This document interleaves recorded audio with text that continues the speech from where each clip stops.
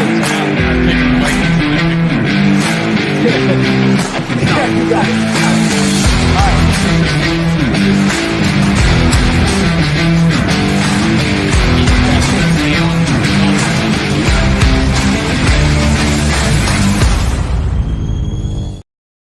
What's going on, fellas? Another Wednesday night Skol Experience stream. How we doing? fabulous. Doing fantastic. Another day in the off season. At least there was a little bit of news today with the Daniil Hunter stuff. With us receiving calls for potentially trading him. I don't know. I mean, we're just receiving calls. I don't know if that means we're really highly considering anything or if it's anything like that. I mean, what do you guys think on all of that? Kind of putting the pieces together with Daniil Hunter. It really kind of sounded like his agent put out that the Vikings are just trying to do a Band-Aid contract for Yep. this year. Mhm. So then that generated calls to the Vikings to see if, anytime a player is complaining about contract situations, to spark interest in the team. Really sounds like it was an agent's ploy to speed up negotiations or or Right. whatever. And it's been kind of weird. Like, I know we've all talked about it. I know Jamie and I actually just recorded a video before this. It's up now on the channel. Basically, about how it's been pretty quiet. So I think a lot of us thought things were going kind of well. Maybe there's a plan in place once they free up a little more money with when they decide to move Delvin Cook, if they decide to move Delvin Cook. But after this, yeah, I mean, and I see both sides of it. Obviously, I see Daniil's side of it where I think he was being and that's the thing. Like, you got to give him credit. He hasn't done anything on social media. Hasn't made any cryptic tweets or videos of him being elsewhere during camp, which obviously hasn't been at camp, right, or at OTAs. But like, you got to give him credit for that. He hasn't taken like the diva way with it. Like, he hasn't made a scene about it or anything. But I also understand it from his agent's point and from his point. Like, eventually, it's time for the Vikings to make a move. And if there's one thing you could say about Kwesi, he's very. And we knew this kind of about him.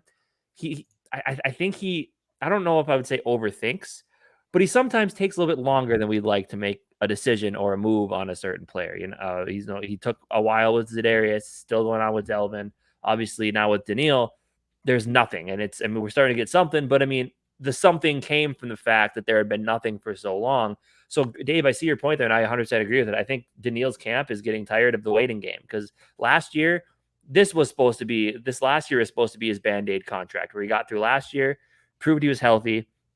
And the way his contract was set up, you're not cutting him, and it's either cut, trade, or it's either trade or extend, because you're not going to cut him because of it's like an 18, like we lose $5 million in cap if we do. It's like an $18 million like negative. It's something, some sort of crazy number that you're not like, you're not going to take that chance with the money there. So like this was supposed to be his Band-Aid contract. So from his perspective, I see why he doesn't want to take another Band-Aid contract. So I do think the agent put something out there because I think, he's his representative. He's making money off the guy as well. I think he's getting tired of the waiting game with this. Like, make a decision or let's make a move here.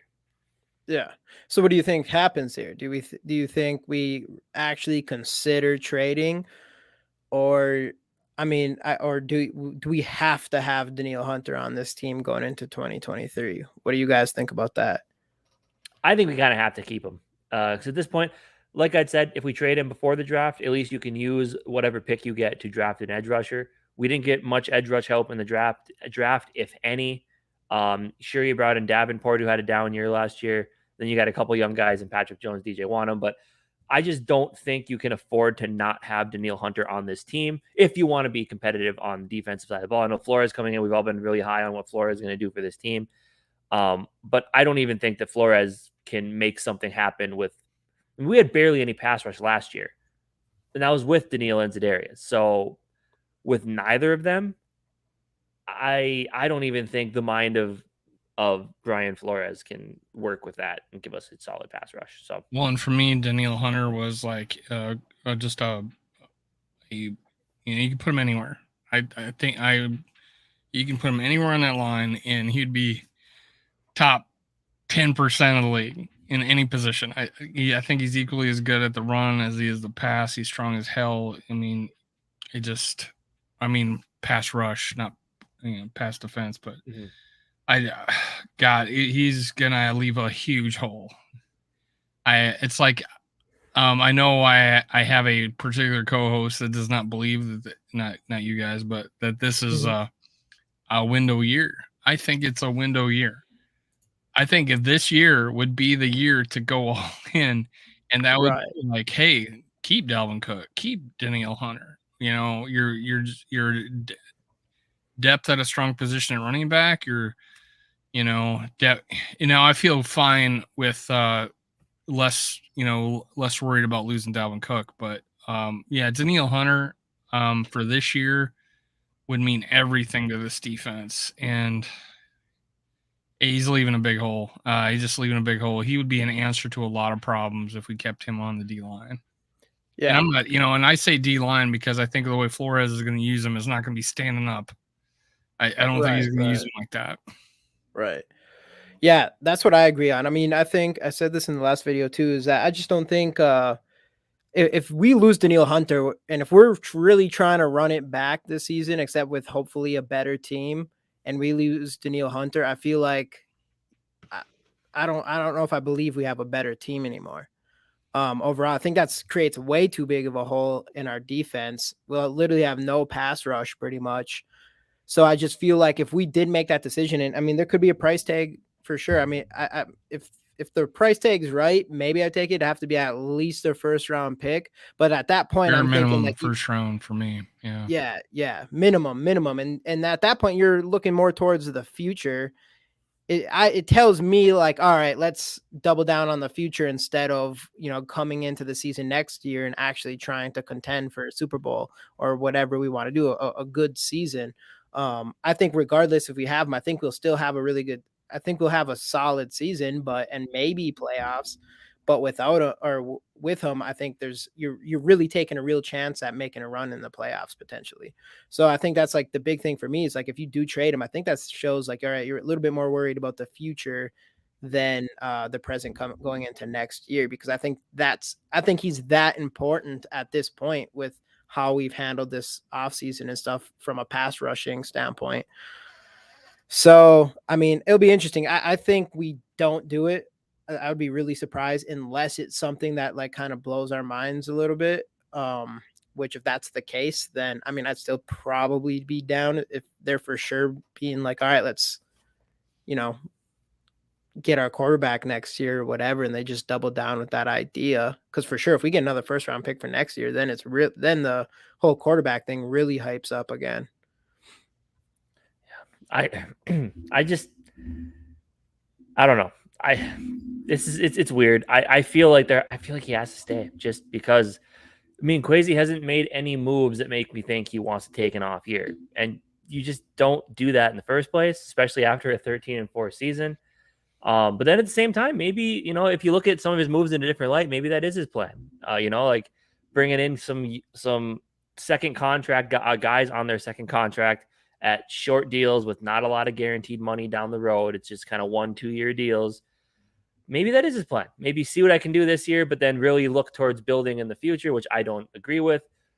Maybe that is the plan. I don't think it is. I think they want to remain competitive, but and I think a big part of it is I don't know if, and like Jamie, like you said, I don't know if they're actively I don't think they're not the ones making the calls. I'm sure. I think they are definitely the ones getting the calls because people are trying to, because if like the Band-Aid deal at least shows me that they're making an effort to try to keep him. I think they realize the importance of him, but you have to make it work, and you have to make it work from the Vikings perspective as well. Because if you look at all the the potential re-signees in the next couple seasons here, you look at Danielle Hunter, you look at Justin Jefferson, of course, who's going to get the highest non-quarterback guaranteed contract in the league. Most likely, we've been hearing that all over the place. The money's going to be big. I think Jeremy Fowler talked about it late last week. I feel like I can give some insight into that without spilling the beans too much. It's going to be, I think, smaller in length at the bottom end of the length that we would think. If there's a range, that I think it's at the lower end of that range. And yes, it's going to set a record. and I tend to look into that information as it's going to be all players. Like Bosa might push this. Like if a defensive player gets paid like $35 million a year, that will go into the thought process. Well, he needs to be paid more than him, not just over the next receiver. So I wonder, is Justin Jefferson waiting out some of these other contracts before he makes it? Could be.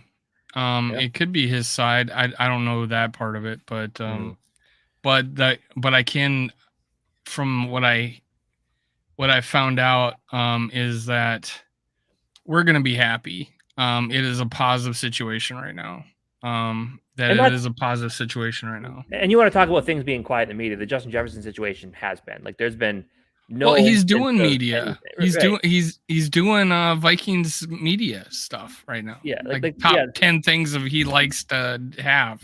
Right. So like there's been no signs of him, like, you know, no diva signs. I know people like to compare him to James out at camp. He's looking out for himself, and you got to respect that. But either way, so you got Justin Jefferson, of course, who he's going to be. He's gonna have to be resigned. Christian Darrisaw is gonna have to be resigned the next couple of years. TJ Hawkinson is gonna. We're talking about resigning him as well. Maybe a certain guy on this team that wears the number 8 might end up getting another contract. Who really knows? There's a lot of money that's got to be spread around here. So you're gonna be okay, Jamie. You're gonna be okay. I don't know. But I mean, so you do need to factor that in. I mean, obviously, you still need to build a team, and if you're going to pay 5 guys who deserve to be paid within the top tier of their positions, it's going to be tough to do. So, I mean, from Kwesi's side, he's been brought into a really difficult puzzle here. You came into a team that the cupboards were stacked up pretty well. So now you just need to figure out how you're going to navigate it. And I don't know how he's going to do it. And I think that's probably part of this. Like I think they want to extend Daniil. They need to extend Daniil, but they also need to be able to look into the future and see how they're going to be able to make that work. Which I know in 2025, I think the only player under contract as of right now is Brian O'Neill. So there's money down the road, and plus salary cap going up and everything. But that's a lot of big time players you got to fit into these contracts. And for me, the fact that we have so many spots available is because we're losing players, right? They're losing them to free agency. So that means to me is we really got to stack up draft picks. And one of the ways to avoid, I don't know, to losing, because if we go after a quarterback, we're going to have to combine draft picks and lose those picks to go up and get that quarterback that, you know, Jamie, you know, cover your earmuffs, Jamie. We might have to extend Kirk Cousins so we can we can facilitate that and maybe push that, you know, maybe Jaren Hall is the answer down the road.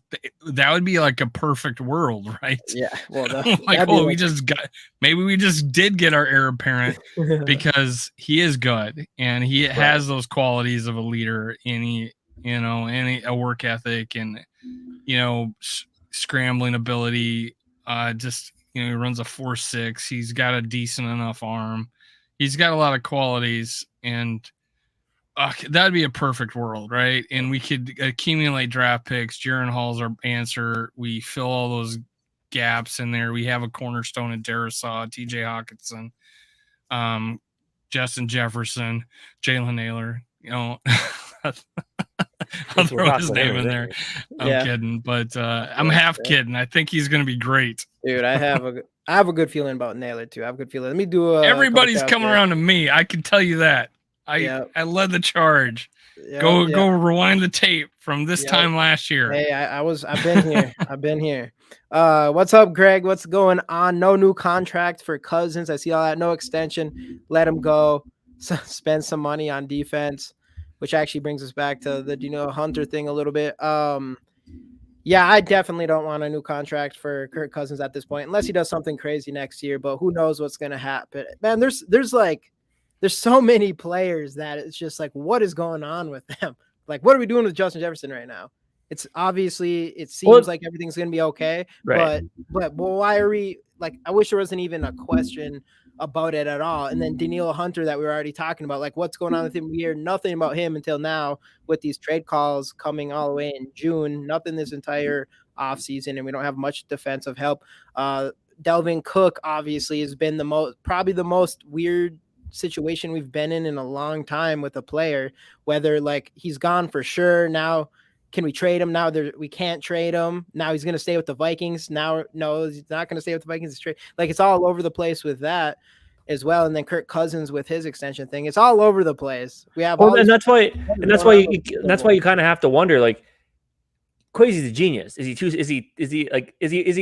overthinking things? Like, is he outthinking himself right now, or is he just making some next level moves? And we'll find out. And that's the thing. There's a lot what is going on, Rich. What is going on, dude? There's a lot of things in the next couple weeks we'll find out, or the next couple, next while we'll find out here. Is like, does he have a master plan in place? Like, if we get rid of Delvin and Daniil and we don't get much in return, then there was never a plan in place, and you can kind of start to scratch your head for sure on that one.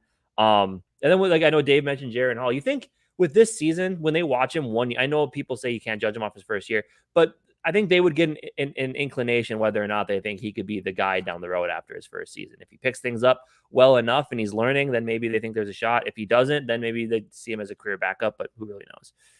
I mean, you saw in preseason with Russell Wilson that he won that job, right? That might be one of those situations where, yeah, shit, we don't play our starters. And they didn't play the starters in the Rams or when KOC was with the Rams. So we're going to see a lot of Jaron Hall. And so maybe we do get that, he jumps off the page. You can watch preseason games and see people that just jump off the page, and that might be his opportunity. A little, I guess, history kind of reinforcement of what we probably already thought. Early on, it really was, Dalvin Cook's agent pushing the, he wants to play for Miami. He wants to play for the Bills. And then when it started coming back, you started hearing things like he really likes Minnesota, and he's now putting out highlight reels and stuff on Twitter. And the agent, I think, and this is being reinforced with other information I heard, is that the agent, I think, sees the market and is now wanting to come back to the table with the Vikings, whether or not it's too late or if the Vikings got something in the works. But we recently saw, with our own eyes, that the Jets and what was the other team? Cowboys have some interest there. Mm-hmm. And it's more like if he got cut. But what does that say to Miami? Are you going to let Dalvin Cook go to the Jets? You know what I'm saying? So we may have just got our like competition, right?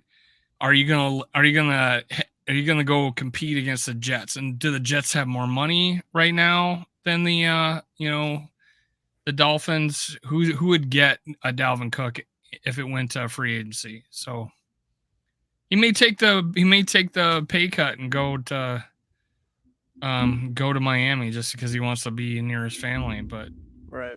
Mm-hmm. What's going on, Dylan? And then obviously the state income tax, because there's none in Florida and there's plenty in New York.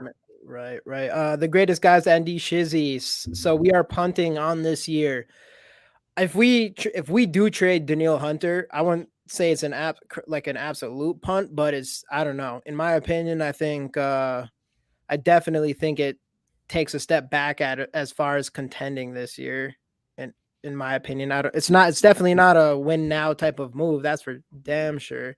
Especially when there's no other option, like not many other elite options on the team for pass rushers. Yeah, there's really nobody unless Davenport steps up again. Right, and Davenport's going to be your most established guy who every other season he's good. I think he has a lot of potential left, and that's what the hope is, but... Right.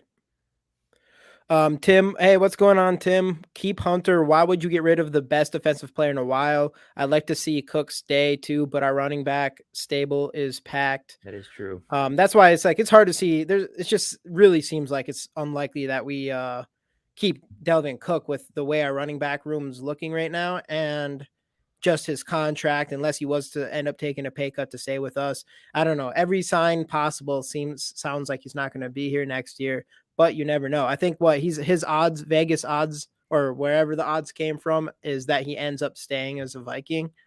Yeah. Is kind of Was it, what is it? I forgot I forget who it some was. betting site. Some betting site, which that just seems crazy to me. I'm surprised that they would have us number one with just our whole situation that we got going on there. Greg, why would you let Cook go and get nothing for him? That makes no sense. I mean, if no Bingham teams makes are no willing to sense part with for him. anything, then you really don't have a choice, unfortunately. We can't keep paying Kirk this boatload of money to get us dumped in the first round of playoffs. If I was KOC Connell, right, and saw what Kirk did in the playoffs first call and he's gone, that was one of very He was very few he had opportunities. the to highest go to the Super PFF Bowl. grade of every single quarterback week 1. Getting rid of Hunter is really stupid idea. Hey, everybody in here, at the end of the show, we're going to give away a Justin Jefferson rookie card. All you have to do is hashtag Skol in the comments, subscribe to the channels, which everything is in the description below, and like our videos. Hashtag Skol in the comments. Right now, first time I said it, I don't think we have any entries, and I don't care if there's a one entry, that person will end up winning it. Absolutely. Stats don't get you to the Super Bowl. Yeah, they don't. I agree. They get you on the cover of Madden, apparently. Yeah, really. You play terrible in the playoffs and you get in the cover of Madden. You know what surprises me? That Joe Burrow hasn't been a Madden cover guy yet, and Josh Allen. I don't know. Yeah, Aaron Rodgers has never been. He won also how true, many yeah. MVPs? Mm-hmm. Didn't he? Oh yeah, he hasn't been on the Madden cover. I want him on Josh it so Allen. I was a little cursed. disappointed. I know. That's the reason why Freaking, they wouldn't even try cursing Aaron Rodgers for us. Watch this. If this was the first year. Well, that's the thing cover, is like outside of Green Bay, who likes Aaron Rodgers, right? So why would you put him on the cover? Yeah, that's true.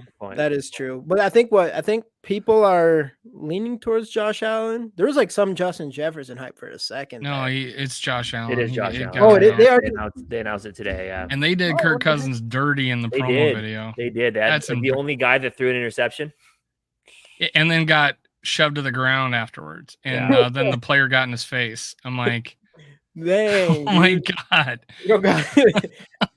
Kirk does get. I mean, there's no question. Kirk gets. It's a little unfair the criticism on Kirk. I mean, I'll admit that 100%, especially when you got to do that. I mean, come on, man. You think he's one of those guys? Is just he's easy. He's easy to hate on, or something, or the handful of passes in the Colts game. That's the kind of stuff that it should be. Right. But what do you do? Well, anyway, that's enough of that. Daniil Hunter, I think we can all agree Daniil Hunter needs to stay on this team. I hope they can find a way to do it. Unless it's something crazy. Even if I want a quarterback, would be enough I want a freaking future quarterback so bad next year. If you pulled off something crazy enough or it makes it look a lot better that we go and do that, I won't be totally mad. But if we end up anything less than a first rounder, and honestly, at this point, for us to be competitive with that being the goal, at least that's what it's been seeming like it's the goal. It'd be hard to see anything less than that. Honestly, more than that. Maybe more than a first at this point, because we need a pass rusher just as much as any other team in the league right now. I'd say. Yeah. If we lose him, we probably have the least amount of pass rushers. And like I said on Monday when Mike was on our live stream, we all talked about this. Had we traded Daniil before the draft and gotten a first round pick, I'd have been okay with it, especially if we would have drafted his replacement in the draft somewhere. But the fact that we didn't, and if you trade him for next year's picks, to me, it's a head scratching move. It doesn't make a ton of sense. So, yeah, we gotta figure out how to keep him, but we got so much contract stuff to figure out too. I think it's harder to trade before the draft, though. The reason being is because the draft pick now is more valuable than the draft pick in the future, just because of what it's worth right now. You don't know what it's worth next year, right? So, and other teams are looking to fix their issues, and they're like, "Hey, let me do it a cheap way through the draft," and rather than giving up all this capital to get a guy that is proven but 29 years old. So I can see why it was harder to trade before the draft. And even with us, we also didn't know for sure what direction maybe we want to go. I don't know. It's so hard because the Hunter thing, we just heard nothing about it. I just assumed the Zedarius value Smith wasn't was there. great. There's still optimism of re-signing him, Yeah. all that. My guess is our plan was to re-sign him. That's what I think it is. I think Well, our it plan still was to is. re-sign Well, him. Yeah, and I think this whole thing from the agent could just be like, all right, guys, make the decision, give him the contract, let's end this now, let's be done with it. Like that's probably what he's trying to do. Probably trying to annoy Kwesi with all the calls he's going to get from other teams, just to say, you know what, just make the deal, let him sign it, let's be done with this and move on. Yeah. Yep. Losing him does not make us a better team. No, it Right, makes especially now. Like, and I'm on the side of this is a window year. This is a Right. opportunity. Right. That's what I'm saying. Like if I'm Dave, and I agree, like that's what I think most fans should definitely think, that there's no reason to believe that we're trying to, not be good this year. So if I'm Dave, like I'm thinking for sure we should definitely keep Hunter. If we lose Hunter, then we might miss this window year. We're not being serious about this being that window year before we start looking towards the future. So that's why it'd be crazy if we did get rid of him, because I feel like that's kind of us shutting the window a little bit, and it'll be interesting to see. And then we'll probably be like an 8-8 team, and then or 8 and whatever, or we'll say 9-8 team, 9-8 team, barely make playoffs, hopefully make playoffs, and kind of have a shitty middle round pick or whatever again, instead of taking a real chance at it. If we're going to take a real chance, whether you want the future or not, but to me it seemed like we're going to take a real chance. If we're going to take a real chance, then I definitely think we should make a real attempt at it.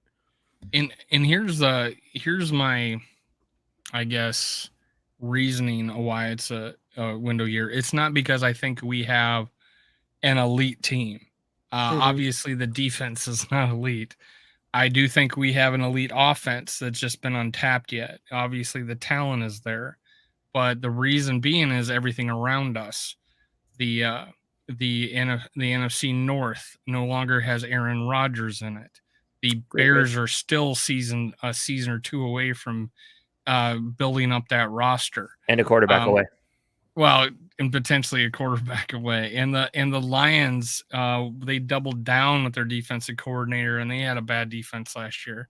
We made the change and got a better one, and are changing their direction with that. So I think that NFC's someone called it up for grabs. There's only two teams in the NFC North that are NFC North is up for grabs. I'm like, what are you talking about? There's only two teams, and it's between us and the Lions. I don't see the Bears or the Packers even competing. No. But then when you look at it, the situation is the other tougher teams are all in the same division. Right, with the NFC East. Outside of, then you got the NFC West where it's San Francisco. So if we can beat a quarterback, if you have three quarterbacks, you have none, right? Situation over there, that if we beat San Francisco, we have a tiebreaker. We have solidified the second seed. And obviously we probably all think that the Eagles are the number one team. But how much, coming off a letdown of losing the Super Bowl, is that going to affect that team? Look what it did to the Rams winning the Super Bowl.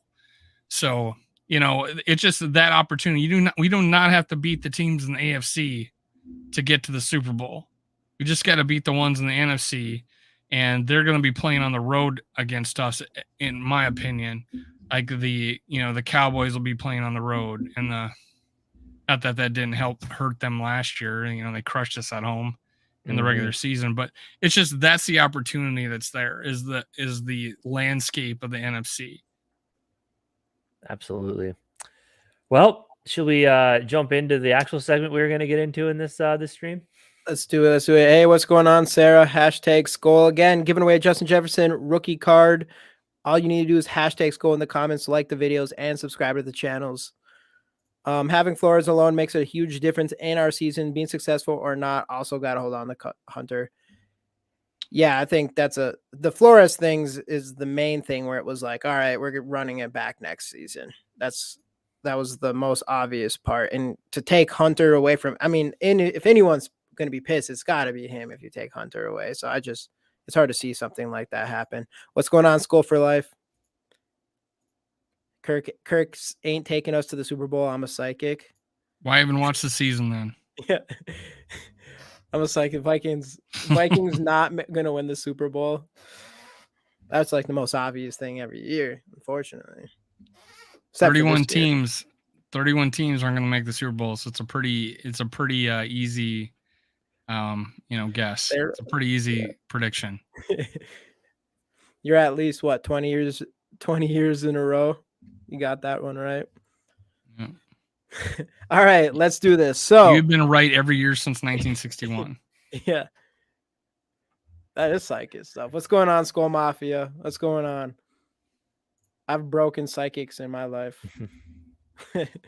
All right. So anyway, speaking of breaking something, breakout players. About what's that? It's a top 5 breakout players going into the 2023 NFL season. So yeah, that's what we're here for, is to talk about our top 5 breakout players for the NFL season coming up next year. What's going on now? People are starting to pop in here. What's going on, Bob Swede? What is going on, Yogi? Skol, everyone, Skol brother. What's going on, my worthless opinion, Skol? Just like Yogi did, hashtag Skol in the comments for your chance to win a Justin Jefferson rookie card. Like the video and don't forget to subscribe to both channels, which everything is in the description below. Let's jump into this right away. Our top 5 breakout. This is our consensus top 5, and we'll kind of go through an honorable mentions page, and then we can all give our opinions out here. Hey, what's going on, Justin? I'm winning tonight. Hey, I think actually that's been working for people. If they say they're going to win, they've been winning. So anyways, with further ado, for the first breakout player of next season, the most obvious one in my opinion, and that's Alexander Mattison. I know, you could argue that he's kind of already been established and already kind of broken out, but he's been a backup for his whole entire career. So I think if he comes in and is running back 1, I think he'll have over 1,000 yards. And I feel like that would make it a breakout year. What do you guys think on Alexander Mattison? First, I commend you on your slide game, man. That's pretty good, man. Thank you. I think 1,000 yards is asking a lot, because I think it's definitely 1,000 is asking a lot. I think it will, because I think it's going to be much more. I mean, I think he's going to be the lead back, but I do think it's going to be a lot more of a committee type system, to where I could see him having like 800 some yards, and I could see him being the main goal line guy too, with quite a few touchdowns. 1,000 yards. I don't think it's not outside of his realm of possibility if he were to get like all of the carries, but I guess, like I said, I do think they're going to mix in Chandler a little bit in there as well. But I definitely could see a mid 800 yard season for him for sure. And and he's finally going to be getting a lion's share of the snaps. So I think that's the big thing for him. I think he's going to show us. Here he goes, bringing up the Lions again. Yeah, I know he does. Man, him and the Lions. What's going on, my worthless opinion? See, that's the thing, is I've never, obviously we have whole new coaching staff, whatever. But even with Alexander Mattison here, obviously you have Cook as your RB1. We've just never seen any sort of committee. And it just sounds so far like they expect him to be a 3-round type of back, even though I do think we have so much talent in Chandler and McBride. I just have a feeling that they like to run with one guy a majority of it. And if that is the case, and he is more of that guy, especially Alexander Mattison compared to Cook last year, who should be able to, break more tackles at the line of scrimmage and stuff like that.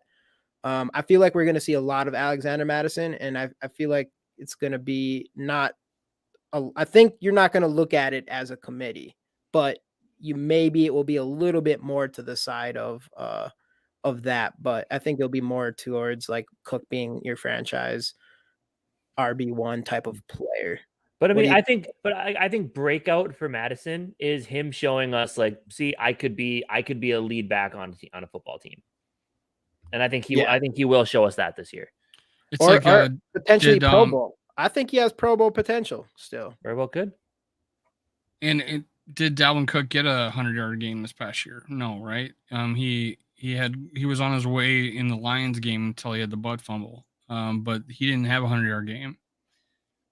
I think Alexander Mattison could, because he'd be fed the ball with leads in the fourth quarter. I think with with short yardage, he's our guy by default. When we were not using him at short yardage, in the first half of the season, and then obviously jump passes and shit like that were not effective. Yeah, we just by default, Madison, I think, is going to have more touchdowns than we probably think he was going to have. And I think 1,000 yards is definitely, I think you guys too, is a possibility. Um, I, I don't know how much they're going to do a running back by committee. I just don't. Yeah. If he doesn't get 1,000 yards, I think it's because of injury. Yeah, and I feel that's the only reason he wouldn't get 1,000 yards this year. I think at the very least, I think he's starting the season off as a full RB1. Otherwise, because we don't know for sure if Alexander Madison's going to come in and be a legit RB1 elite guy, and we might have someone like that on this team, and like McBride could potentially be that type of running back. Obviously, he's not big in the catch game, or who said that here? Oh, Jerry. Hey, what's going on, Jerry? That Tyler, he says Ty Chandler is a 3-down back for because he can catch balls and stuff like that. So if that is I think true, Madison isn't as well known at catching balls, but he can catch. Underrated pass catcher, I would agree. I think he's a 3-down back, honestly. Yeah, and I think he's gonna start the season that way, and it will be up to him. I think if it turns into more of a committee, that's probably not a good sign for Alexander Madison, because I think they're really gonna give him his shot to be that guy for us. And Kevin O'Connell did say he wants to get back into the running game this year. He wants to run the ball more this season as well. So yeah, he did. So I would say, I mean, who knows if he'll get 1,000? I think if he does get 1,000 yards, I would definitely consider that as a breakout year for a guy who's been a backup for his entire career, or whatever. If he has over 10 touchdowns and 4 100-yard games, 3 or 4 100-yard games, that's a breakout to me. And he's, definitely if he gets 1,000 yards, he doesn't have far to make it a breakout year because he has never had more than 400 yards in a season, and that's because he took over for injury. And obviously, being an RB1 is going to obviously that's probably going to happen. He's going to get a lot more yards and touchdowns and everything. So that's why I think this is like the most obvious player for being a breakout for the Vikings this year. What's going on, sports and stars with Jade? Excited for Madison to shine. So let's move on to our second player that we think is going to be a breakout this next year, and that is second-year player Brian Asamoah. What is your thoughts on Brian Asamoah going into this season? Man, as our pretty much, I mean, he could be our best linebacker. Just sheer volume of snaps, will make him a breakout player for us. I mean, because he's going into the season as a starting linebacker. Like, there's no competition at that spot. And the thing with him is, I mean, like, I know I liked him a lot coming out of college. I love the motor that he played with, which is like the first thing you want to see. Like, I loved it. Love of the game and how hard they play. And he came out and played that way right away. Played that way in training camp. They were talking about him. Preseason showed some flashes in the Giants game in December. Had the forced fumble and the fumble recovery. So like in the limited amount of snaps he got, like you saw what this guy can be. So the sky's the limit. I'm excited to see what this guy's going to do. He fits what I think he fits well what Flores is going to want to do on defense. He got to sit and learn from Eric Kendricks, who was another undersized linebacker coming into the league. So I think Asamoah is going to have a huge year. Man, I'm definitely hoping so. We kind of need him to, but his speed and his energy is something that we really need, and his leadership too. I know it's only his second year. I know he was well known as being a great leader for Oklahoma and like kind of the heart of their defense. Yeah, he was like the rock of that defense, the heart of that defense. And well, he's also the guy with the, like Casey said this year, with the boom box. He was the guy carrying the boom box and Kirko chains. And Kirko chains. That's what we need. That's what we need we need that Brian Asamoah this season. And I mean, in the future for sure. But if he can kind of step up and be that type of player this year, which I feel like he can, I think that alone would be really nice for us just this year. But yeah, you had the speed, you had all that stuff. Obviously, a little undersized. Still, he showed enough last year, and just like Dave says, I mean, if the more snaps we give this kid, you know, he took advantage of everything. And I think the next player also has taken advantage of all of his snaps. but he's taken advantage as good as you could possibly hope of the playing time he did have last season. And you just give him more playing time, we'll see higher production, hopefully. But when I did I my think video on him after the draft, I was enamored with the fact that he had this innate ability in play recognition, where there would be some reverse going on the offensive side, and his whole team went the wrong way besides him, and he ran down the player. Like, he is able to just uncannily recognize the play, right. and then the burst, and the pursuit speed, angles, all this. He's undersized, but he makes up for it with his intuition, I think. And I think, yeah, I have high hopes for this guy. High hopes. And we kind of need it. If there's one of these second year players or even second year players and rookies that feels like they're going to make the biggest step forward, it's Brian Asamoah. And Yeah. to the point where I think us as a Viking fan collective kind of are almost expecting it, to the point where we're not really even paying attention to him or that position as much as we are to all the young players in our cornerbacks and stuff like that, or even our safeties. So it shows a lot about him and our confidence in the player that we all think he's going to be. One thing before Casey, this is kind of funny. It looks really weird having someone else wear 33. True. It's really funny because all his pictures look so close to Delvin Cook. Like, if you took his head off, I'd be like you have to look to make sure it's his face in there sometimes. I always have a hard time picking it. I think it's Delvin Cook at first. Yeah. But what's up, Casey? I was gonna say that, yeah, like, people want to talk about the cornerback depth. If you look at linebackers, there's no depth there. You have Asamoah, you have Jordan Hicks, who, Jordan Hicks is a role player type of guy, probably, should be a rotational piece, but he started most of the last year. He's going to be starting this year. And then after that, you have Ivan Pace Jr., undrafted free agent. You have Troy Dye. And is that it? Is that all we have at linebacker? I mean, I'm sure there's a couple other. I think we picked up. Yeah, William Quankoo or something like that's back there, who I know Kevin O'Connell had some pretty high praise for as well. Yeah, we got the kid from the Rams. He was super athletic. Rams. Yeah, From the Rams. And he's had 90 tackle seasons before. Right, but still, you have one young guy who you're really hoping he does something. Then you got a bunch of other vets who are, you're like, who knows, so like that linebacker is a position that I think people should be more concerned about. But I think on that defense with edge rushers and corners, you kind of forget that linebackers are there, and you have a young guy in Asamoah that you really like. So I mean, every layer of the defense, you can kind of, especially now with the Daniil news, you can kind of scratch. Hey, what's going on, Skol TY? But Reader, that was the other linebacker. That's right, the guy from the Rams. But I mean, like, it's a position that there's depth, but it's not quality depth. So I'm a little worried about the linebacker, which is a big reason why Asamoah needs to have a breakout season.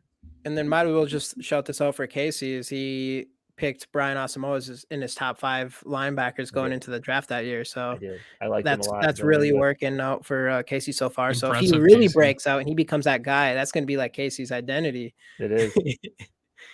What's up, Dave? I was saying that's impressive because I don't think many did. But yeah, Brian Asamoah, need him to have a big year, which he did say, because he was on the Viking circle with on Vikings website, Gabe Henderson. He did say it is pronounced Asamoah. Asamoah. Right, yep. Brian Asamoah. Yep. All right, let's go to our next player. I forgot who it is. I think it is the guy who I was saying who took advantage of all his opportunities the best you possibly could last season in Jalen Nailor, since he had the second highest PFF grade of all wide receivers and was targeted 12 times on the 31 passing snaps, catching 9 of them for 170 something yards and a 50-yard touchdown. This is Dave's guy, Jalen Nailor. How are we feeling about him? The hype surrounding him, and out of any players this offseason, I got to say Jalen Nailor is probably getting the most hype coming up to training camp of these young players that we're hoping, break out. What's your guys' thoughts on Nailor? Well, I think, the way we went after that 10-year-old in our chat last week about saying we had nobody at receiver. And but I think Jalen Nailor is proof that we do. It kind of reminds me of, Adam Thielen getting buried in the depth chart, right? And when he did get in there, he had like some 40-yard touchdown out of nowhere, and he blocked that punt for a touchdown. That was his first touchdown of his career.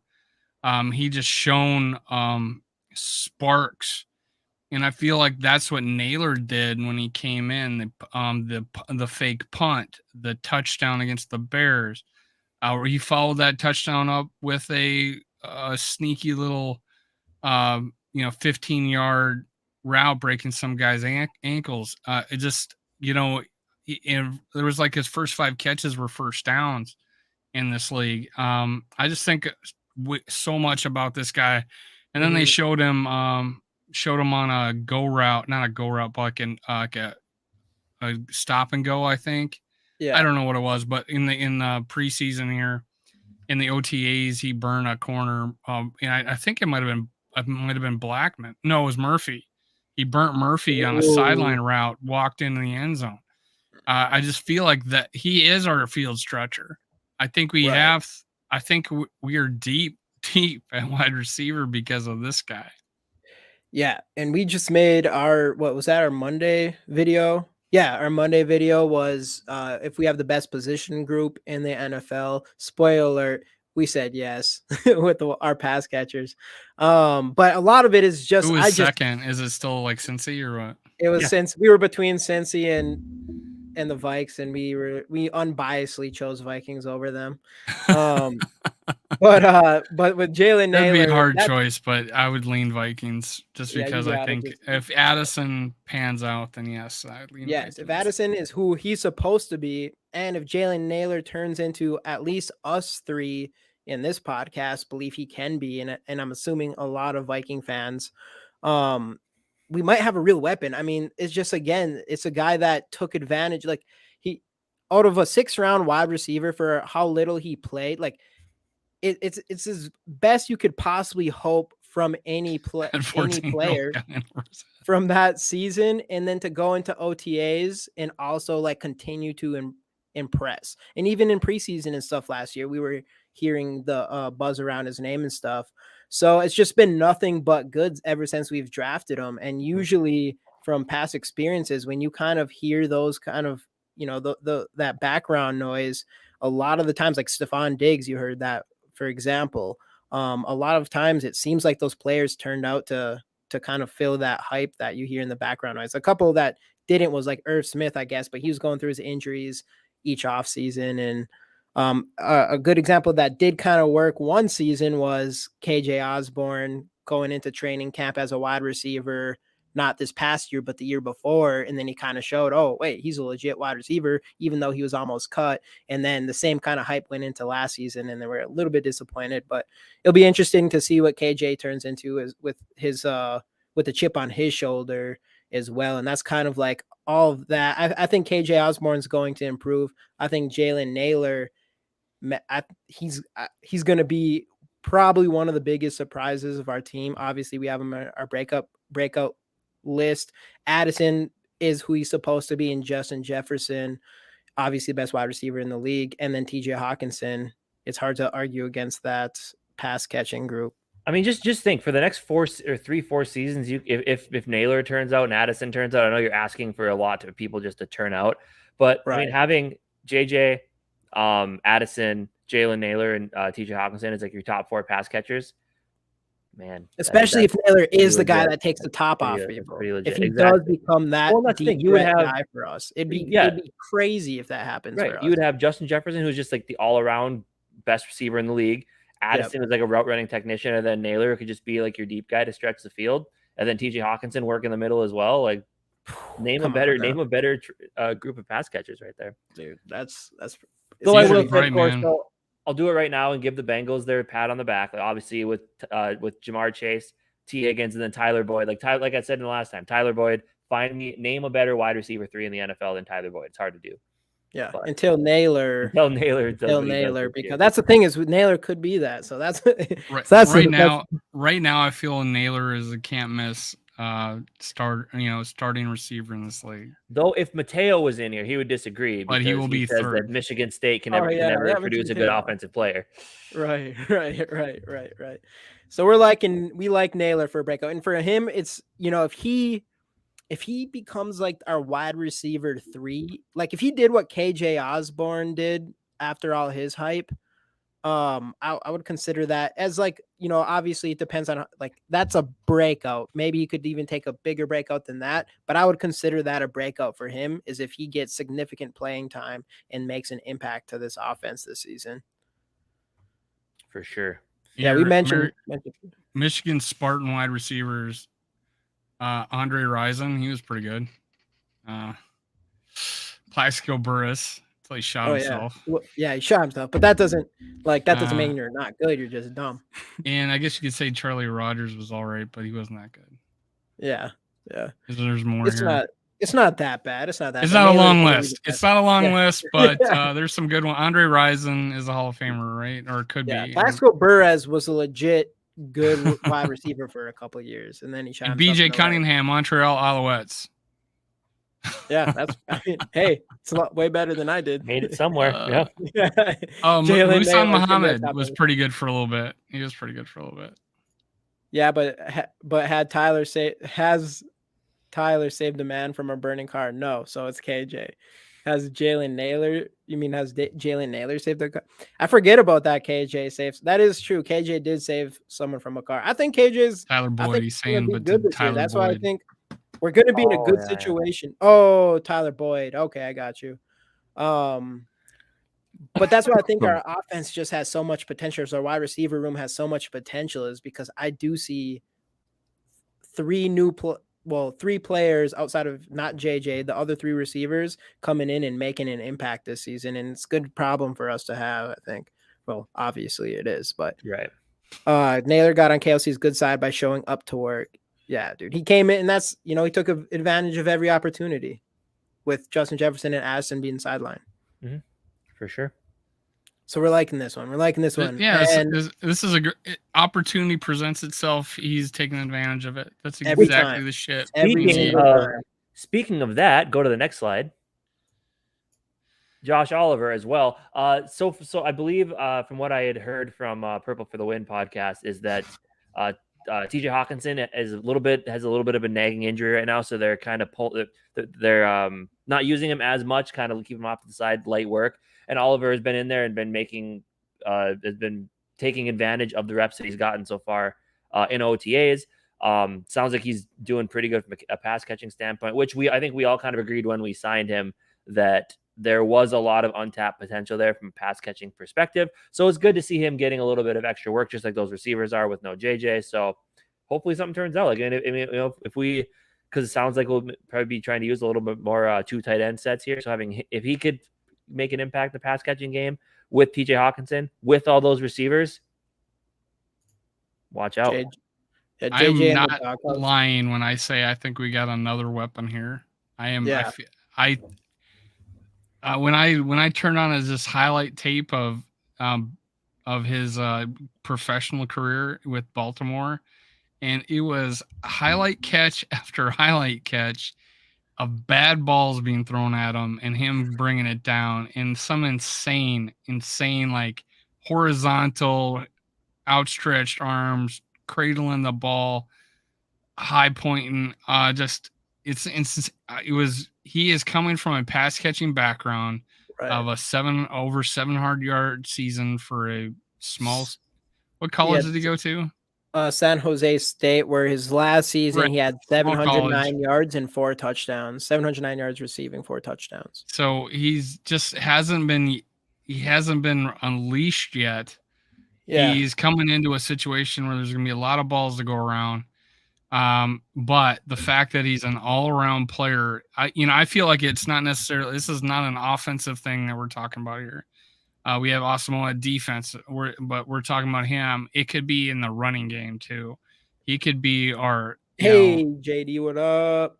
Skol, he could be our all-around guy to help unlock the running game and catching 30, 40 balls and getting 400 yards and Right. maybe a few touchdowns. And that, to me, if he helps with the running game, that could be a breakout candidate for me in this situation, just because of the position he plays. Well, that's what he's natural receiver coming out of college, like you said, as a receiver, goes to a team that is definitely run first with a quarterback like Lamar. And it's almost like and then he became an elite tight end blocker while being there. So it's almost like the Ravens just prepped this guy up for us to take him. And obviously with the contract that we ended up giving him, we look at him as much more than just a really good blocking tight end. And that's all it takes. He's already one of the best blocking tight ends in the NFL. So if he comes in here and he shows anything in the passing game, you'd have to consider that a breakout because he's already elite at one part of his position. Here's his weakness. Like here's his weakness coming out of college. Run blocking needs a lot of work. That was his Look weakness. at him now. And now, yeah, that's what I'm saying. He's a 4'6", 340, 6'5", 249, 34-inch vertical. He has a 40-inch vert. 34. Oh, 34. I thought you said 22 reps on the bench. Hey, that's 22 reps on the bench. I like that. Hey, thanks, Tim. We appreciate it. So, Josh Oliver, our next breakout tight end, another example, someone that we forgot to mention until Casey did when we went over there. Another guy that could bring our passing game to another level as well. And it really shows how our passing position or our pass catchers could be the best position in all of the NFL. And if him, Naylor, and Addison turn out to who we think they're going to be, I think there's going to be no question by the end of the season that's going to be the case, especially when you have a quarterback that can at least get the ball and get the stats to these players. At the very least, we can always count on Kirk to do that for us. So absolutely. But yeah, I mean, it'll be interesting to see how they use Josh Oliver in the offense, and it's like for a team that wants to run the ball more, adding the best blocking tight end in the league who could also be a pass catcher, it doesn't seem like a bad idea. And I didn't think it was when they signed him. Like when people were upset about how much money we paid him, it's like we paid him that much money for a reason. We're expecting him to be more than just a blocker. Skol TY does make a good point here, though. Hope he doesn't disappoint wearing the 84. No one has been good in the numbers since the GOAT. He's got to retire. How we haven't retired 84 and 80 by now is just it's a joke. Yeah. Well, I mean, you got to have. Or is 80 you have retired? 99. You have 90 players on your team to start the season. So did they retire at least 84? Did they retire 80? I don't think so. I thought maybe they did. I could be wrong. They should though. They should. So going to our fifth and final breakout player, we have honorable mentions, but in our top 5 for going into next season, we got the comeback player of the year, potentially Lewis Cine, who has already been impressing in OTAs and came back a lot faster than anyone expected. Someone who wants to stack bodies, someone that we felt was going to make a big impact for our team last season. Obviously, he has to wait until this season. Skol TY said yes, 80 is retired. Okay. How is 80 retired but not 84? Chris Carter left on good terms the first time. Yeah, that's fair. Oh, a quick thing about Josh Oliver. You know how much I like hands. 10.63 inches. That's ridiculous. That's like 1%. That's 1 percentile type shit right there. That's what we need. Speaking of 1 percentile, what Lewis Cine ran what was his 40 time? 4.38, I think. 4.38. Yeah, that's got to be 1% type of shit right there too. What's going on, Sculpture Soup? For safety, yeah. Yeah, for safety is for sure. And that's what's crazy about Lewis Cine is no one even talks about his speed. People just talks about his hitting ability and stuff like that. And then you look at his speed, and this kid has all the potential in the world. His mindset's good. Man, to see him come back so quickly from his injury the way he has shows his discipline and his working ability. I shortchanged him 4.37. Wow. Lewis Cine is the guy that 4-3-7. is one of the guys I'm most excited about on this defense. I loved him when we drafted him. I didn't know who he was. The more I looked into him, the more I really started liking the kid. You hear him talk, just sounds like he's got a good head on his shoulders. Hard worker. I know I did also see somewhere that he's been working primarily with the twos. But if you do think about it, he does seem like a more one-to-one replacement for Harrison Smith than he does for Cam Bynum. So maybe that has something to do with it. Well, I don't think you're gonna plug him think into the starting lineup immediately. no, absolutely not. But I do think by the end of the season, if he's not a full-fledged starter, I think he will be getting a majority of the snaps back there at that other safety spot. I mean, he's a 36.5-inch vert, 11.1 inch or 11 feet 1 inch on the broad jump. Those are all elite numbers. Dude's an athlete, that's for sure. Dude, he's an insane athlete, and no one even cared about it. They just cared about how he destroys people. He was the defensive MVP of the 2022 national or 2021 national title game or 2022. Of the Georgia defense that everybody's doing whatever they can to take players off that. Right, exactly. So, I mean, this hopefully, I'm hoping at least we see him play more earlier on. Like last year, he pretty much was getting no snaps in back there, but hopefully you see more. He had 2 defensive snaps until he got hurt. Game 4, right? Yeah. So I'm hoping we see him at least. It's him coming in a lot for Cam Bynum. Obviously with Harrison Smith too, I wouldn't be surprised if Harrison Smith maybe like takes a little bit less snaps compared to usual. That's fair. Especially if you're going to use that's the thing with Harrison Smith and Flores. There's going to be times where I wouldn't be surprised if you see all 3 of them on the field with Cam Bynum, Lewis Cine, and Harrison Smith at the line of scrimmage this season with Flores. So that's something to look forward to as well.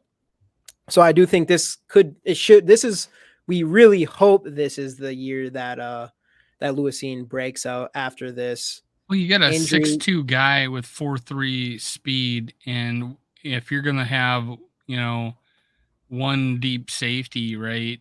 What a perfect guy to have be that. Let Harrison Smith get up to the line of scrimmage and let Lewis Cine do what he does back there. I mean, I think I'm pretty sure his like that relative the RAS, the relative athletic score. I'm pretty sure his was pretty high last season when he got drafted. Yeah, he's a beast. Anyway, so that's our top 5, but let's go into our honorable mentions. Let us know in the comments who you guys think, besides the top 5 that we chose. Maybe you can give us your thoughts if you want, but who do you guys think is going to be players that we didn't list that are potential breakouts for next year? Our first honorable mention, though, I want to just bring up Christian Darrisaw. We talked about this earlier. I mentioned how do you consider someone a breakout player? I think if someone who's like not established at all becomes an established player, I feel like that's a breakout. But all the way up to a guy who's already considered elite, at least in our opinions as Viking fans, and probably from a statistical standpoint, next year, I wouldn't be surprised if he's top 3 at his position. And I think he has potential to be the best left tackle in entire NFL. And if he comes anything close to that, I would consider that a breakout. It's only his 3rd year. And this is why I brought up to you guys, and I made the point to get him on this is because he's not been a Pro Bowler and he's not an All-Pro. This is his 3rd year in the league, and if he becomes a Pro Bowler and an All-Pro, that is a breakout to me. And more people, I think he got plenty of credit this past year, but once he had the concussions, people stopped talking about him, right? He is everything to this offensive line, and you do not have to worry about him. You do not have to chip block if you got this guy blocking on the left side. So he is just going to help open up this offense if he can stay healthy the whole time. But yeah, for me, a breakout player goes from, being a really, he's solid. He's elite. We know he is, but not everybody knows this. He is going to be, at least in NFL circles, a household name. People will game plan for this guy, and he will make the Pro Bowl, and I think he'll be All Pro this year if he plays 15 games. I'm excited to see the Christian Darrisaw versus Nick Bosa snaps. I think that's gonna be a lot of fun. That'd be fun, yeah. And Joey Bosa, we played both this year. If Bosa, I don't know if Bosa lines up on that side or Joey Bosa lines up on that side. The last time the Bosa from the Chargers played us, he didn't do shit. So hopefully that's the same way this year. Absolutely. Sarah, Ingram will be a break. I think that's actually a really good choice in Ingram. I pondered that idea, but I haven't seen. I know he second half of the season, I think he improved, but I just haven't seen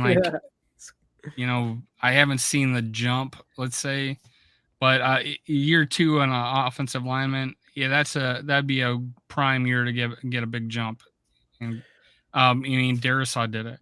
Yeah, and that's what I mean. If Ingram is probably one of the most important players, it would for us to have a jump, have a breakout season. If he has a breakout season, we're talking about a pretty damn good offensive line then at that point. Right. Obviously, hopefully the other two in the middle can step up or at least hold their own this season. But if just Ed Ingram breaks out, we're talking, and now we are back to Josh Oliver. See, we can't even stop talking about Josh Oliver. You also brought another guy, and of course, you should probably bring up CJ Ham too when you're talking about blocking. So you're talking about all kinds of good blocking for us, and we could be a surprise, like really good passing and run blocking team this year. Jamie, when are we gonna get the CJ Ham 1,000 yard prediction? Is that coming anytime soon? Yeah, he's gonna be all pro, right? So 1,000 rushing yards for CJ Ham. I could see it. I could probably see it. At least maybe 500, five and will 500 CJ Ham break 40 yards this year? A 40-yard run, 2 touchdowns. No total. If I was gonna give a prediction for CJ Ham right now, I'm gonna be honest. We'll say 150 to 200 all-purpose yards. Oh, all-purpose. All-purpose yards. Because we know Kirk Cousins loves to pass to him, and I'm gonna go with Bob Sweet, 4 jet sweep touchdowns. But we'll see. But or out of anything, man, hopefully he can come in and block well for a run game, and we see that from Josh Oliver as well. And man, I'm excited for that. And if Ed Ingram can break out and Christian Darrisaw becomes who we think he can be, our offensive line, that's going to be like probably one of the most underrated thing about us going into next season, if that's the case. Which obviously make us a top 5 offense, if not top 3, if that was to be the case. Dude, if we're at goal line, I want to put Oliver on the left side, CJ Ham in there, and just run over Darrisaw. I just want to do that, man. You want to see? Yeah, dude. I think Davenport's another good choice as well. I think Sarah mentioned him as well earlier. I mean, we're gonna need him to be a good option too, especially with the news of today with the uncertainty around Danielle Hunter. Especially if Danielle Hunter. I just feel like Davenport had a breakout season already. Yeah, he probably already considered a breakout and then just came back down to earth. So we just need let's let him break out again. Yeah, I mean, who says you can't have a breakout twice? 2 breakouts. It's a new team. Start over. Comeback player of the year. That's fair. Come back Viking of the year. Comeback Viking of the year. I do think that'd be Lewis Seen if we have him. Yep. Dude, it's just gonna be so fun. That's the thing with our defense, even though it's really young. Man, there's some players with such specific skills that you have a guy like Flores who can take advantage of them, like Seen. Like with his speed and his hitting ability, like having a guy like Flores is perfect for him. And even Davenport, like his athleticism and size and everything with him as well. It's like perfect to have someone like Flores. Danielle Hunter, obviously we already know about Harrison Smith. So those are all right, it's too evil. I was going to say, who's saying that? And this too evil. And then it was like, oh, okay. That makes sense. We don't want Seen to be a bust too evil. Come on, too evil. We were talking about last night on our show about how, keep getting my face covered here. I'm like talking like this. My bad. I feel like the guy. What was it? Home Improvement. I feel like guy on Home Improvement. Yep. What was his name? Yeah, what was his name? Over here, Mr. What was it? I don't remember his name. It's gonna bother me. Yeah. Someone in the chat, if you know, say it. It's really gonna bother me. Is it Wilson? Is that his name? Wilson. I Wilson. think it's Yeah. Wilson. Wilson. Yeah. So now I don't know what I was gonna say. What were we that's what I talking heard, about? Skol. See, I was talking about Flores and the defensive players.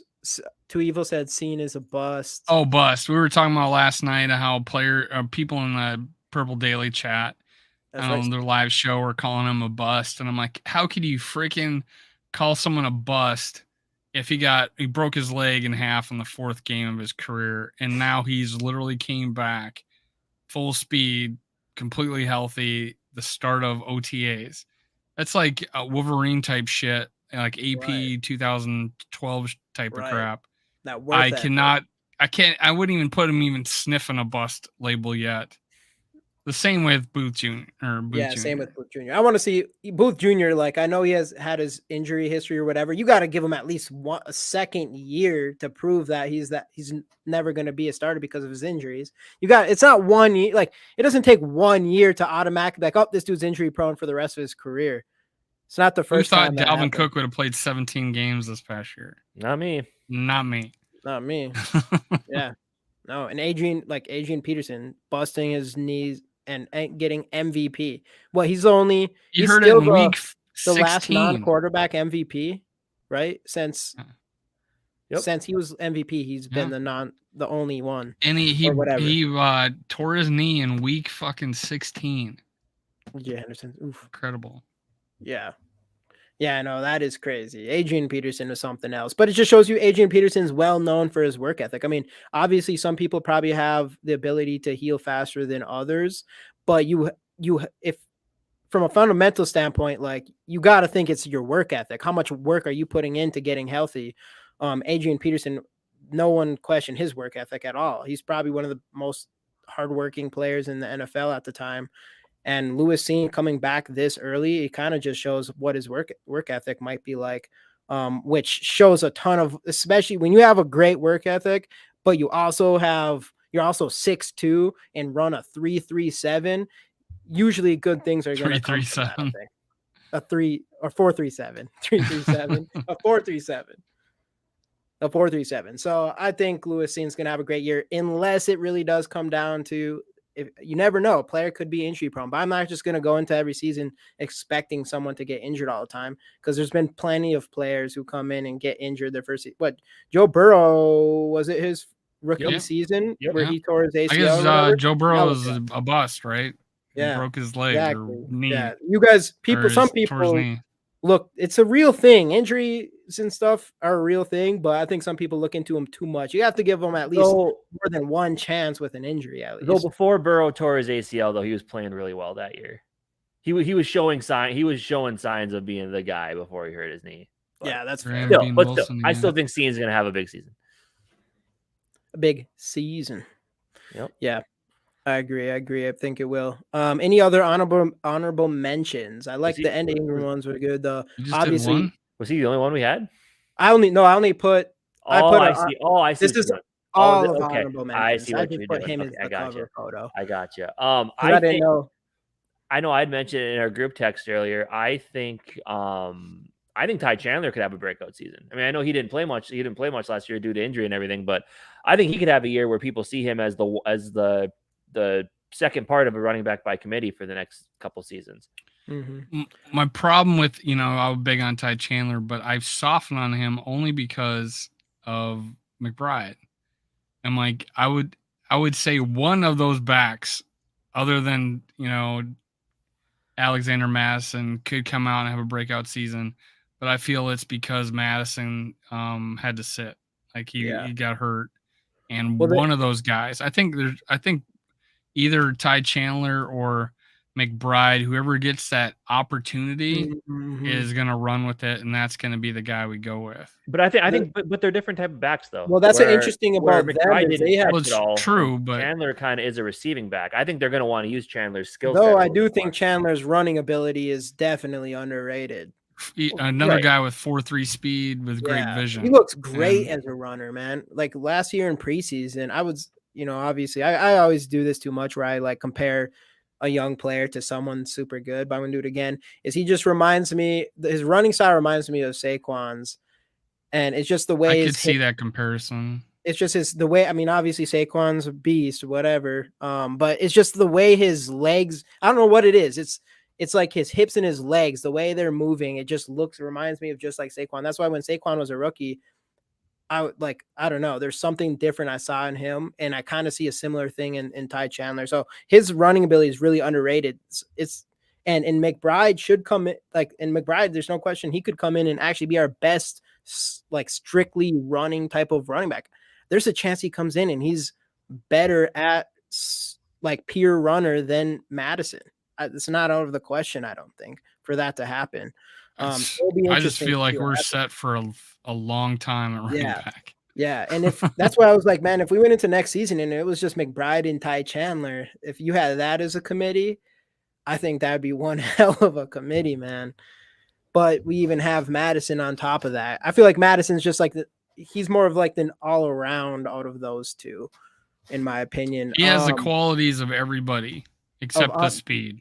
Yeah, except the speed. Yeah, But so it's gonna be, but he still it's does good have speed. enough. Yeah, exactly. Yeah, exactly.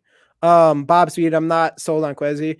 I'm not extremely sold on Quezzy yet. I mean, so far I like what he's done for the most part in off seasons. Everything that's happening with all these players and their contracts is interesting. It'll be interesting to see how they roll out. And I want to see the next 2 off seasons. I want to see the rest of this one and next one to see how he plays things. And I need to see more. We'll see. I think this will be telling this year for how he is as a drafter at drafting players, because so far there's nothing saying like he's just really good at it or anything like that. So hopefully I like him a lot. There's no question. I mean, players love him. You need a little bit more than that. He's made some good moves for us in offseason as free agent picks, like getting Murphy and Davenport were big in our situation with our cap space. And even Za'Darius last year. What's that? And even Za'Darius last year. And even Za'Darius last year. Like, we shouldn't have got those. Like, going into I was like, we're not going to be able to do anything or whatever. And then we did. And even we'll find out Oliver. What if Oliver is the stud we think he is? Oliver's going to be really telling how he turns out. So I think it's too early. I'm not sold on Quezzy yet. I'd have to say I'm not sold on him yet. But at the same time, like, I think he still could be a great GM. So I'm like, who knows yet? It's too early. How he handled the early offseason, getting an Oliver and a Davenport, I think, and a Murphy is like, that's right. I didn't expect getting players like that. I didn't expect it, and we got them. So I'm pretty happy with it. A couple honorable mentions I would say would depend on circumstance, but I feel like out of the cornerback position, Mekhi Blackman coming in as a rookie and stealing a starting spot, because I think that is an open competition, and I think he is the cover corner. Out of all those, I think he's got that more ability right now. They talk about how he's in everybody's pocket, but I say he's holding on to it. That's, if he gets over that, I think he could easily be our if he wins a starting job, that is a breakout season for me.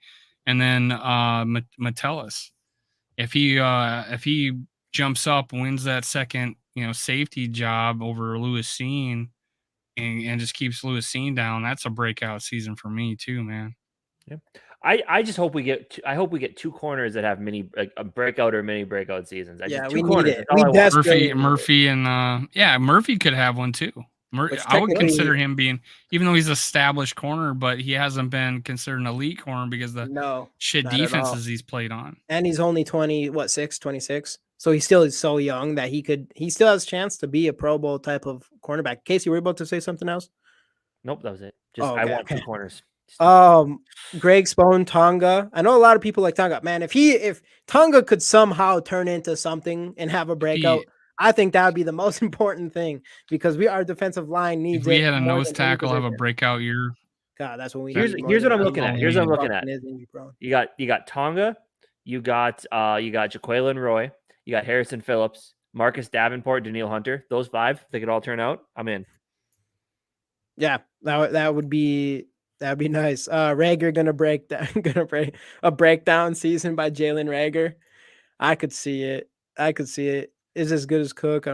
Rick Sosa says we have no quality running backs after Delvin Cook. He says a lot. What's of things. going on? First off, what's going on, Go Branson? Really? That's crazy. I think it's not even.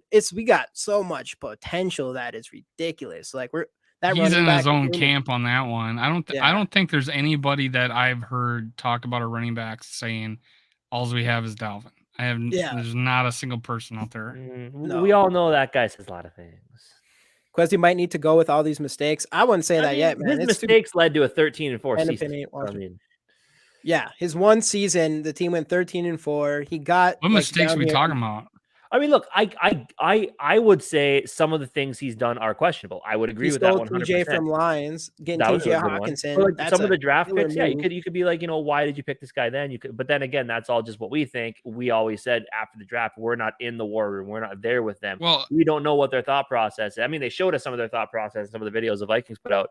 But like, even though we traded with the Lions, right, to get down to take Lewis Seen. If Lewis Seen turns out to be a starter, Booth takes over with the starting cornerback, and we get a Pro Bowler right guard out of Ingram. He's going to look like a freaking genius. And he's already got one starter out of those three in Ed Ingram. So, that he could come out looking perfect. And what did the Lions get? A guy on the 6-game suspension. Right. So, who you want to talk about? I mean, I know he was hurt half the season, but what do you have? One catch for one touchdown against us, but like, yeah, and it was our guy breaking coverage, and he basically just had to sit there and he caught it like a basket catch. Yeah, it's not like he made any tight. It was like not an elite play by any means. So you're looking at a guy that missed the first half of his first season, then he's going to miss 6 games out of his second season. You got to look at that as well. You want to talk about injuries? That might consider him a bust now, right? Exactly right. I would have Watson over him right now. Ooh, that's I don't know. I wish we had our 10-year-old Packer friend in here, but yeah, Watson's a good player, man. He's gonna be a good player. What, for the Pack? Yeah, Christian Watson. I don't know. No, and this is a guy. Who's down. I've talked down on him, but he's gonna be a good player. Hey, what's going on, Zoe, in the podcast? What's going on, buddy? One thing with Quezzy is I think the thing with him is we got to let him go through next offseason because I think that's going to be the most telling of his career, especially if this quarterback stuff happens.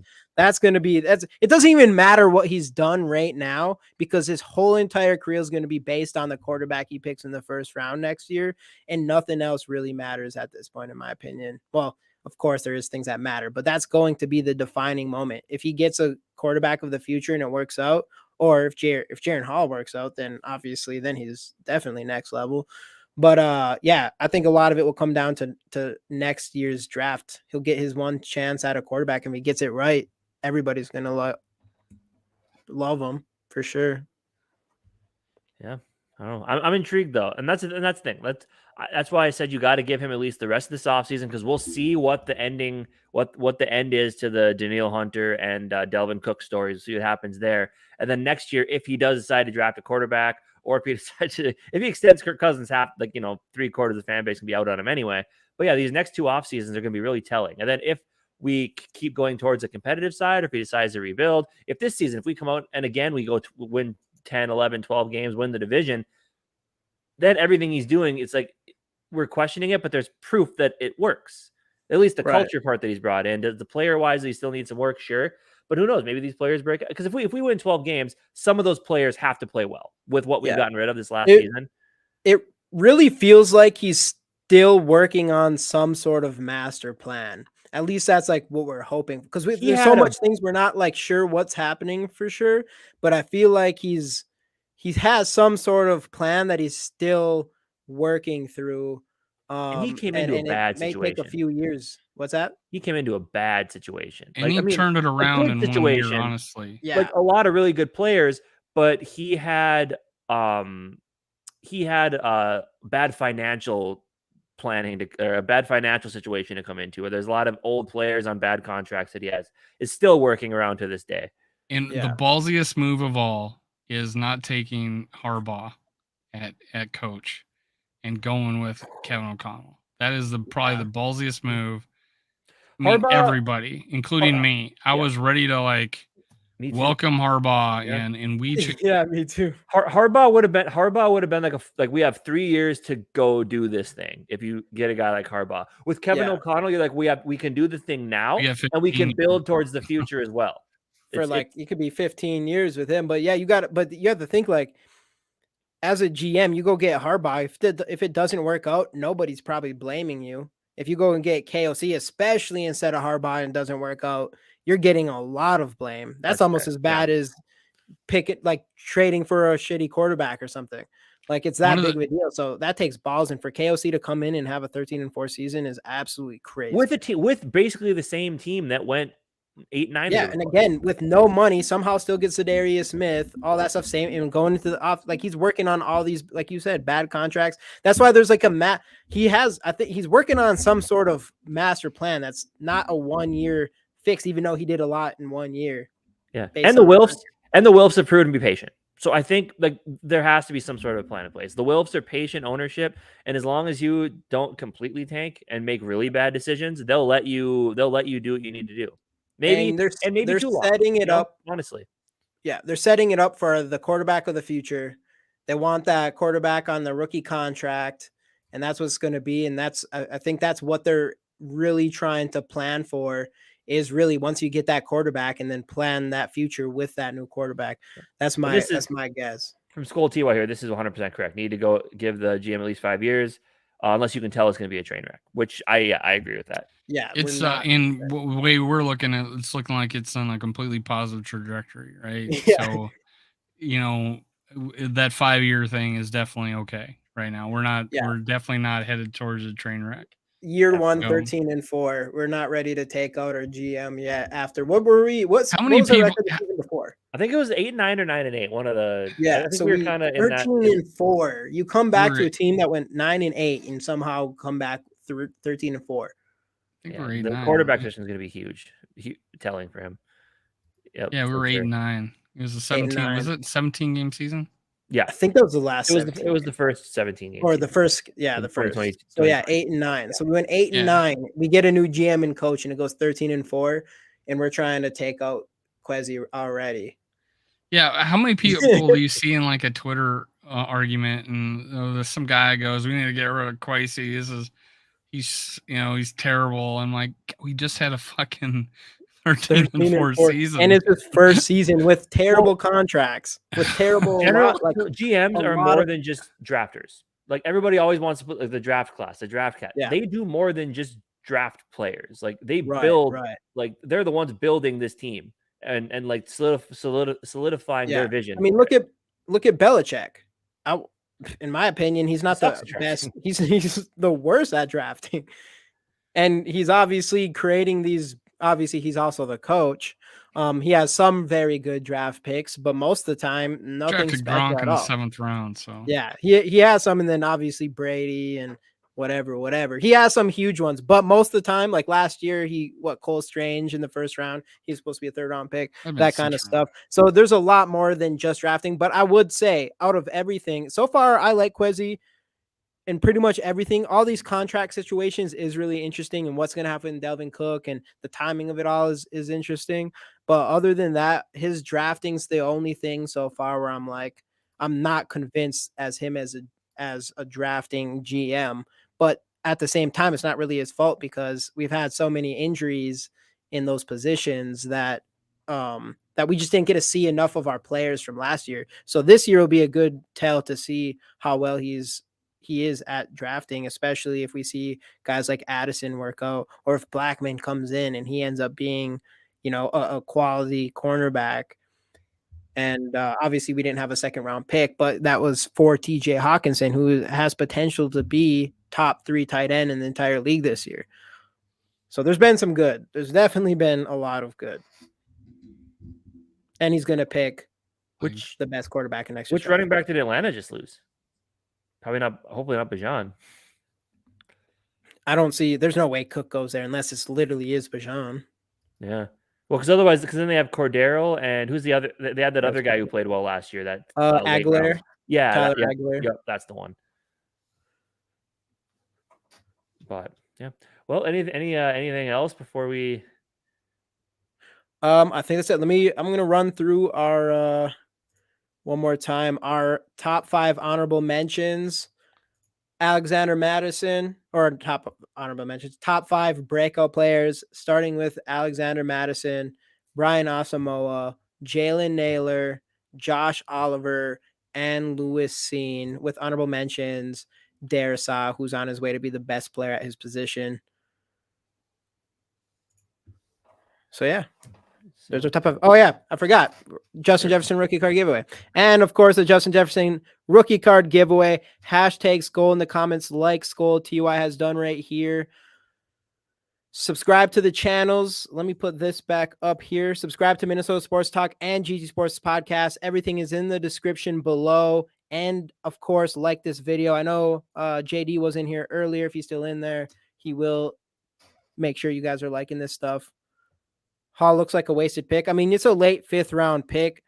I'm taking a chance on a running. I don't quarterback consider in the late 5th round. a potential backup quarterback in the 5th round as a wasted pick. You know, too evil to hope. I don't know if this is your shtick, but I don't know whether or not your comments are serious or like or sarcasm. I can't. I honestly can't tell, and I kind of love it.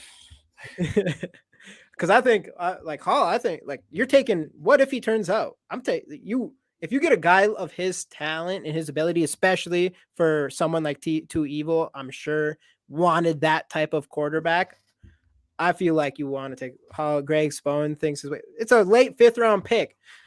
Late for pick, like that dude has. I like the pick. I gave it an A. I gave it an A. I thought he was potentially this. There was one point where I thought he was the 6th best quarterback. I thought he was potentially high as 5, but I had him at 7 only because of his height. Yeah, I had him above. I did like him too though. The Dorian Thompson-Robinson. I had him above DTR. I mean, after the top 3, and maybe Hendon Hooker you could toss in there as well. After those guys, I have him right there with Hendon Hooker, honestly, like right below him. I just feel like he has the Hendon Hooker numbers. Yeah, it's just his size. Yeah, he has Hendon Hooker numbers, man. And he's the same age as Hendon Hooker. But no, the kid could be. I'm not saying he is going to be sub, but to take a chance on a quarterback, especially one that can run the ball really well. He's not the fastest quarterback there, but when you watch him run, it's obvious he has a great running ability. Like he couldn't be a running back, but he can run like a running back. Yeah, he's nice. He's nice. And to have a guy in the 5th round that you get to take a chance on, someone like that, someone who has had a quarterback this whole time that can't run at all, you'd think people like Too Evil, Too Hope, and these guys would at least be excited to go in that right direction, the direction that they want for quarterback. Especially since if it doesn't work out, we still can just go get our guy in the 1st round next year, which I do think is what we're going to do, unless Hall is a stud right out of the gate, which is hard to believe. But yeah. So I'm disappointed Hall won't beat out Mullins. It'll be hard. I don't know. Mullins is a legit backup quarterback. I would feel safer with Mullins as our backup this year. But again, I haven't seen preseason yet. He could be a legitimate backup quarterback. I'm not afraid to say there's a chance he could be. There's a reason why people think he could be the Purdy of this draft. I think his mental makeup and his athletic ability will make him have a long career in the NFL. He just won't. He may just not be a starter. A Chase Daniel-esque career. Dude's made a lot. Chase Daniel's made a lot of money in the league being a backup. Let's get 3 wins. Woo. I mean, no, we're not going to get 3 wins. It's impossible. Though I want to figure out some way for us to get some more draft capital so we can just really go get whoever we want, which all depends on who has the number 1 overall pick. But hopefully it's Arizona, and hopefully they feel good about Kyler Murray next year. Are you drunk tonight, Jamie? No. Why? You don't like the Hall stuff, Greg? I'm not saying he's going to be a starter, but I'm not also saying like, oh, this guy has no starting qualities other than him being short. That's like I like the idea. It literally be the only reason why you think Hall can't be a starter is because you think he's too small. I liked the idea of taking a quarterback who's proven he can win in college. Like, that's big. in get the him 5th late. round. You're not really spending anything like super major on him. Did we have other needs? Sure, but at that point, I mean, they saw him as the best option, and they said they would have taken him earlier. They were surprised he was still there, which is why they had to move up to get him. He has Mormon superpowers. Exactly. Yeah. Hey, we're just hopeful, but like I've said before, at the very least, you know where the Vikings are headed. They're headed in that direction. At the very least, paying a 5th for Hall shows us the Vikings are going to kind of head in that more mobile type of quarterback direction. So I think at the very least, you should be happy about that. I mean, that's the reason why I like that pick a lot. I don't know if he's going to be a starter or anything like that, but it's a 5th round pick. It's not like great players are coming in the 5th round all the time. Low risk, potentially high reward. You got people calling him a wasted pick and the heir apparent to Kirk Cousins. I never seen a more wide range of speculation on a player. Yeah, and he's just a 5th rounder. Either way, whatever happens, like if he doesn't work out, then who cares? I feel you, man. I do the same exact thing all the time. I have to like retype so many freaking texts. Yeah, me too. My problem is I don't even reread my texts. I just do that, send it, realize it's bad, and then I try to correct it, do the same word I did the first time, like 3 times in a row before I get it out right. Being in a text chat with these two, it's ridiculous because like I'll be like, oh, I have 8 new messages. Oh, there's only 2. Like Jamie 4 messages, Dave 4 more. Like guys, it is. That's what I do. Like it'd be like car, like caps. And we're like, does Casey is even alive? We worry about you. Like you don't enter the conversation unless I say something stupid to you, like about you. Like, hey, if I don't, let's just talk about Casey while he's gone. Finally, what do you, Dave? I'm listening here. That's funny. You probably were hating when we used to talk about baseball cards and football cards. Nah. Oh, jeez. Anyway, we do giveaway time. This giveaway. What we got in here? What was this next? I hate this half-assed approach to improving the Vikings. Just extract extreme amount of money instead of trying to build the best team. That's fair, but I do think the Vikings just didn't it sounded like they were going to go for Bryce Young if he was available, which in my opinion was the right choice, is to go for him. So that's definitely a good sign in my opinion, but there's a lot of, I think, better quarterbacks going into next year's draft. If we don't go after a quarterback in the 1st round next year's draft, I'll hop on your train, Too Evil. But I think there's a real possibility. We didn't feel like this was the draft for us this year, and it really feels like we're more focused on doing that next year. So let's hope that's what happens. Let's hope that's what happens. Dave, you caught just the very end of the show here, but hey, you still entered. So yeah, again, hashtags go in the comments one more time. Got you, Too Evil. I agree. I want the Evil quarterback to be so bad, but what's that? He conceded. Yeah, I won. I got this is like an event. This is holy shit. Dang, fair enough. Let's go, Too Evil. Let's go. All right, I'm running this thing. Here we go. 3, 2, 1. Boom. Who do we got tonight? I think it's Justin. And it is. Justin says he wanted it. That's all you got to do. Boom. Oh! What are the chances? Dang, dude. You guys just have to ask for it and you'll get it. You just got to ask. But is he still here? Probably not. Well, you know how to get a hold of him. Who the heck's Purple and Go for Days? Yeah, I don't know this guy. Me neither. I have no idea who this guy is. You should go still check out his channel and subscribe. And he's making shit happen. Contracts. He was talking about paperwork last night. Apparently, did you hear about it? What happened? Dave off of what's the name? Matt Anderson's channel. He's on. What is it? PI. I have to look it up. I can't think of it. Well, they opened up a new channel called Purple and Gold something. Is these names are getting so confusing because we got Purple and Gold for Days, and then they made up a new channel, and he's doing it's what was the thing? Happy hour. What channel is that Vikings on? happy hour. Yeah. Yeah, what's the his channel actual that's on? channel though? It's not Vikings territory, right? No. No, it's let me just look up Vikings happy hour. I know it's so obvious too. Yeah, I keep Climb in the forgetting the pocket. name. Climb in the Climb in the pocket. So Yeah. Dave, the older guy from Climb in the Pocket, is like left. I thought he was climbing the pocket. I had no idea, and he started a new channel, and he's part of it, I guess. So. He's cheating on us. Justin he's joining his channel. He's left the crib. He's left the crib. Is that actually true? No, he's doing content for him. For both. Oh, He was talking about paperwork, like signing paperwork or something yesterday. Dang. That's what's up. Good shit, No, Justin. Good shit. the 14-year-old Packer fan left us alone tonight. He wasn't couldn't take any more of the harassment, I don't think.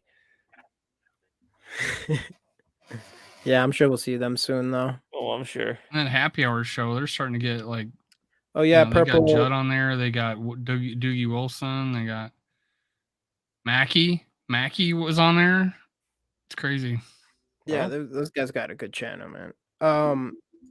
That will help us too. Yeah, 6-shooter. If you're in here, it looks like Yogi is trying to send you a Vikings ticket, but he said that if you don't accept it, he's sending that bad boy to me. So